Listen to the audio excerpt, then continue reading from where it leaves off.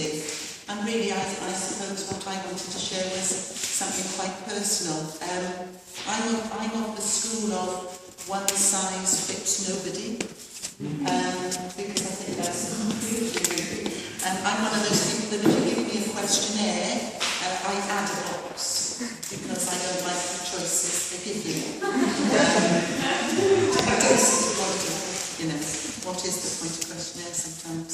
Because they just... Anyway, no, I'm not wrong then. Anyway, I'm going to start with a quote that I think is my favourite quote. It's one that I used a lot. I love it. It's supposed to be by Goethe, but I read on the internet yesterday it wasn't. Shame, I really liked. Goethe does some great quotes actually. Anyway, this is it. Whatever you can do, or dream you can do, begin it. Boldness has genius, power, and magic in it. It's just a quote I love. I mean, I think it says such a lot for me, and I think probably most of us started our work with that sort of boldness, being young, not knowing much, and just wanting to try things, to explore things, to be creative. Certainly that's how Hijinx started. We wanted to have fun and make money. I think we've done one of those. But you know, Hijinx started in 1981. I was thinking, how do I sort of put, how many years is that? 33 years into 20 minutes. So it's impossible. So I think I'll just make it personal, really. And we've all had a unique journey and experiences that have brought us where we are today.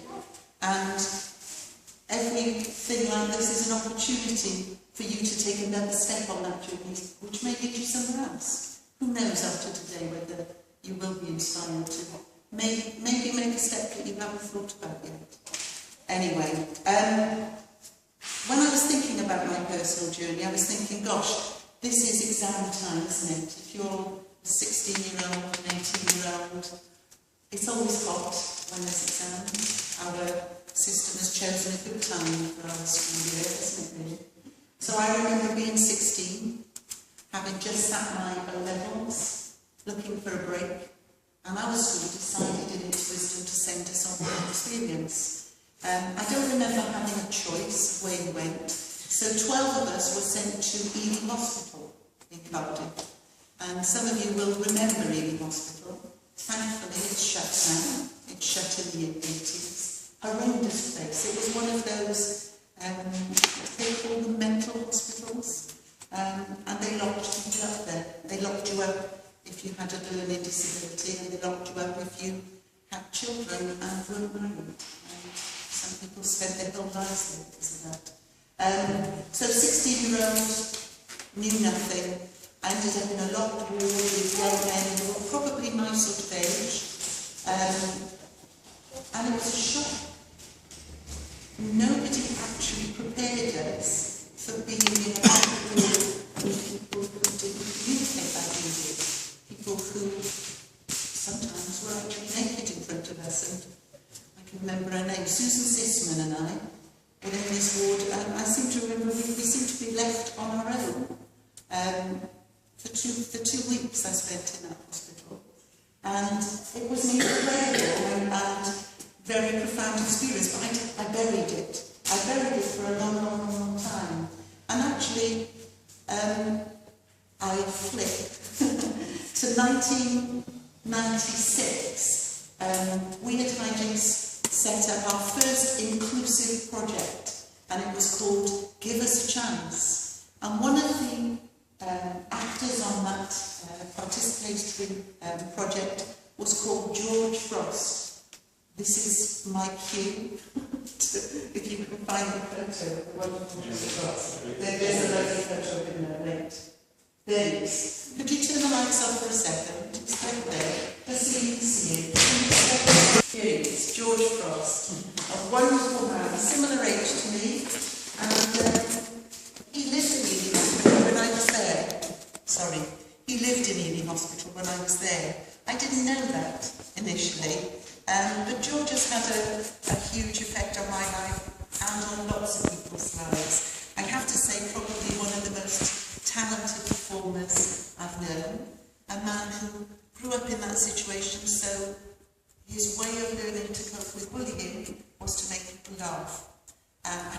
incredible planner.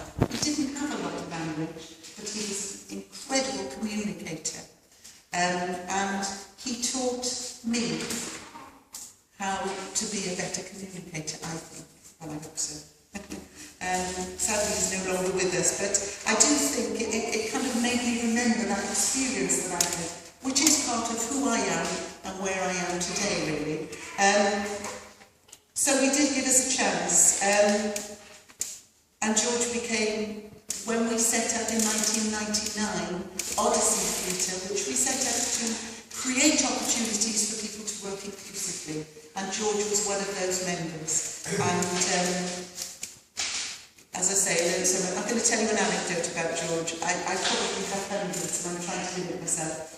We did, interestingly, talking about Shakespeare, we did a version of Midsummer Night's Dream called Midsummer Night's Dreamers. And I did it, and George was Puck. So I had to cut all the speeches of Puck because he couldn't do them. And actually, we made the play an hour and 5 minutes long, which is quite an achievement. Shakespeare in an hour and 5 minutes. So not for the purists at all.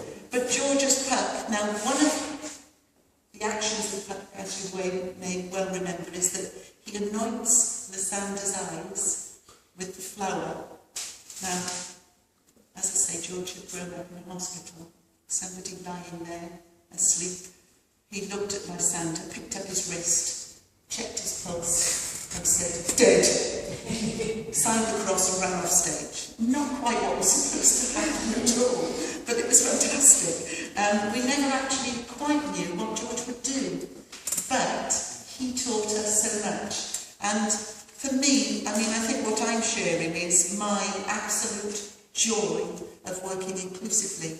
I'm a better person for it, really, because we live in a diverse society, and diversity is something we should embrace, not step away from.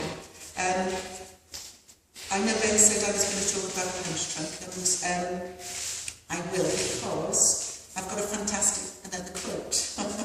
We had a lovely reviewer who came in from The Big Issue, and it was a reviewer who got it, really. So I'm going to read you the last paragraph of the review, okay? He's got it a little bit wrong. He says, final note 9, it was actually 8.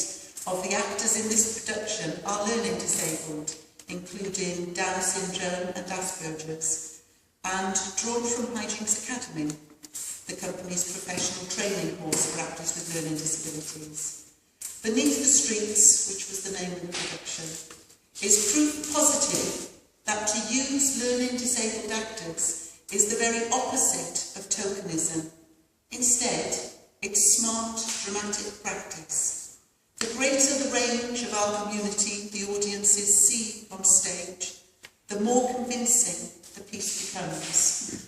So very much a Friday night has stayed with me, but nothing quite so strongly as the realisation of how infrequently we see society's full breadth reflected, whether in the workplace, on stage, or anywhere else. As this production makes clear, we are much the poorer for it. And I suppose in my heart that is what I believe. I want to kiss the man that they so often get it wrong, it's seriously wrong, really. And that's it, really. I think people are afraid to make those first steps to do something that they don't know all the answers to. The very first production I ever directed, I wanted to know all the answers before we started, and I quickly realised you can't, because once you put actors into the mix of what you're going to do, everything changes. The world changes. They offer you things that are much better than you could have thought about. I want to give you one other lovely anecdote, just because I think inclusion is at all levels for all people, professionally, community. So the first ever big project, really big project I did, was in Chipping Norton, wherever that is. It's a long way away. We've been invited to come and do a residency as part of their Arts Development Week.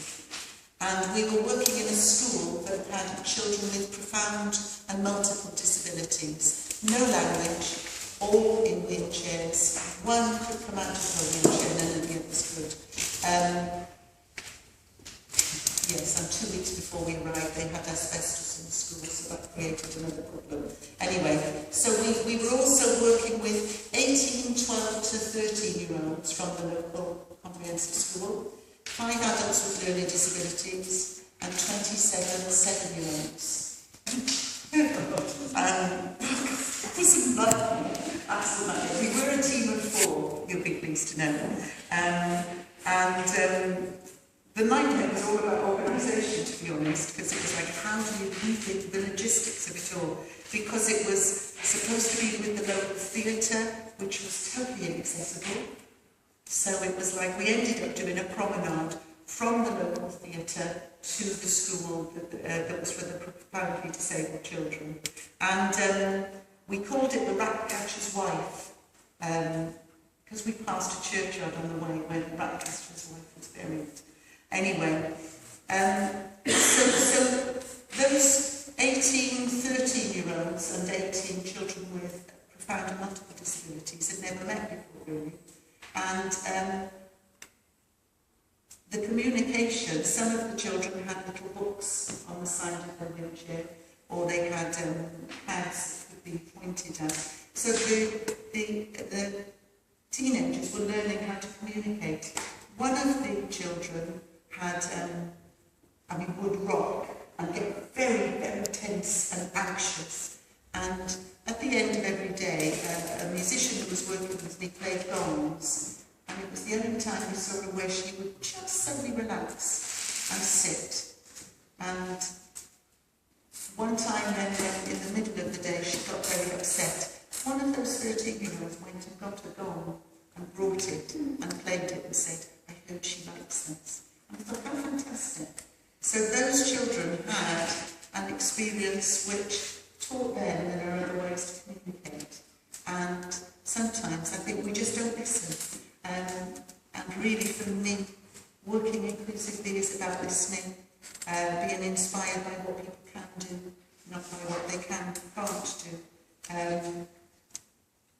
So I'm not telling you how to work inclusively, just saying, if you haven't already, you've missed out greatly, so give it a go. And if you have done it already, and want to know more of how, other people have done it, I'm always happy to chat, but I didn't think this was the place to sort of say that. So there we go, that's me done. Oh, can I just finish? Can we see the photos of, sorry, I should have said, nearly clapped me. Post-stroke last week was also a fantastic, working with a company who were doing the biggest show in London, that must have cost hundreds of thousands, with the National Theatre, but came and worked with us inclusively last week, a group of 24 people, including our 8 students, as I said in the piece. Absolutely fantastic. And can we just quickly have the lights up and see a couple of the photos? We were literally beneath the streets of Cardiff under Castle Arcade. So here is a photo.